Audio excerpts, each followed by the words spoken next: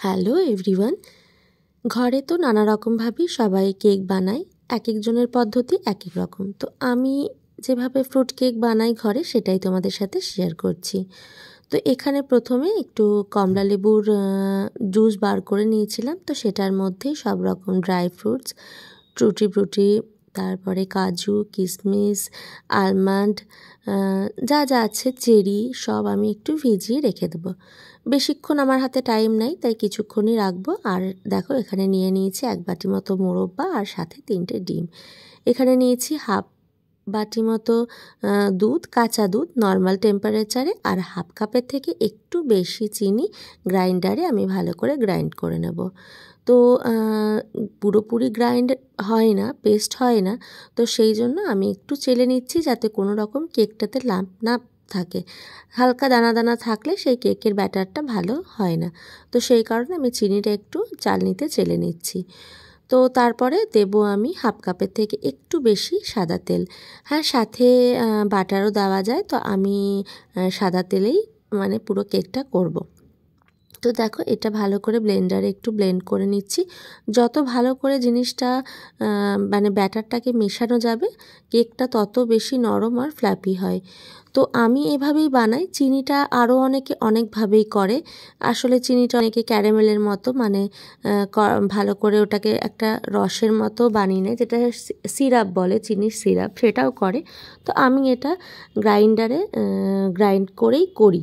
তো দেখো তার মধ্যে আমি 3টে ডিম এখানে মিশিয়ে নিচ্ছি। তো তা মিশিয়ে নেওয়ার পরে আবার ভালো করে একটু ব্লেন্ড করে নেব।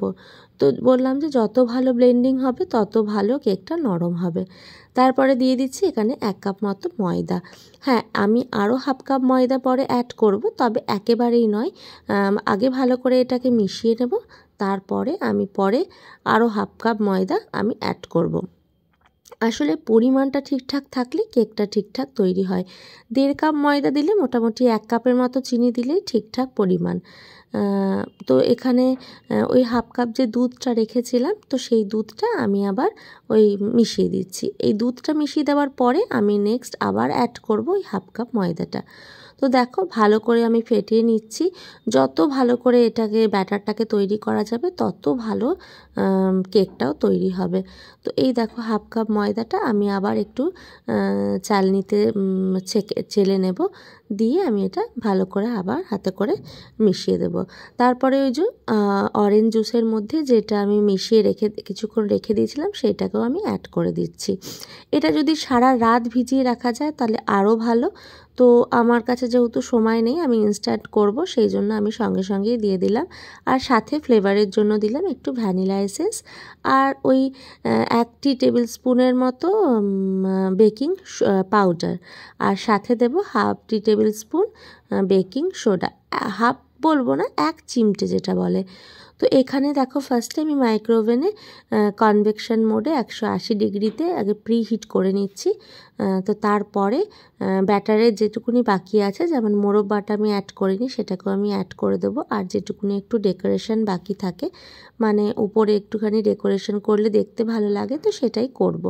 আর যেই কেক টিনটাতে মানে আমি যেখানে ব্যাটারটা দেব, যেটাতে কেকটা তৈরি করব, সেটার মধ্যে হালকা আমি অয়েল ব্রাশ করে নিলাম, একটু তেল মাখিয়ে নিয়ে ওটার মধ্যে একটু ময়দা দিয়ে যাতে ব্যাটারটা তলায় লেগে না যায়, তো সেইটাই করে নিলাম। তো দেখো এখানে ব্যাটারটা ঢেলে নিচ্ছি।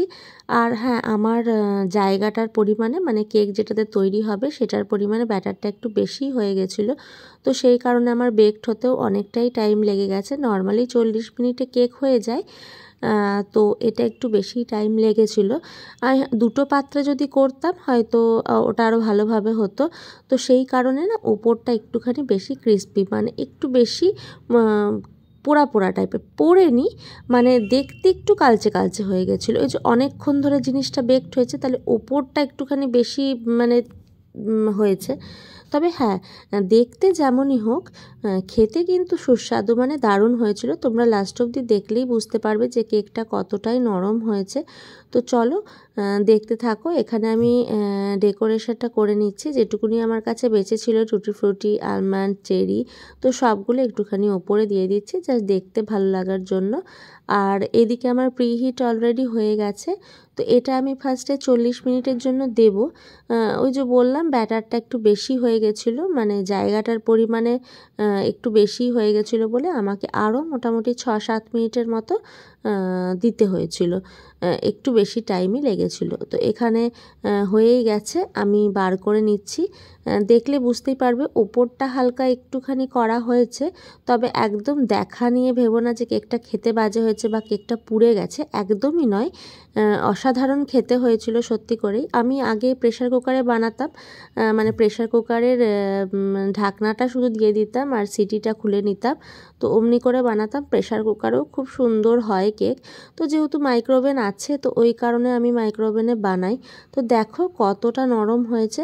তো আর কে কীভাবে কেক বানাও সেটাও আমাকে কমেন্টে অবশ্যই জানাবে।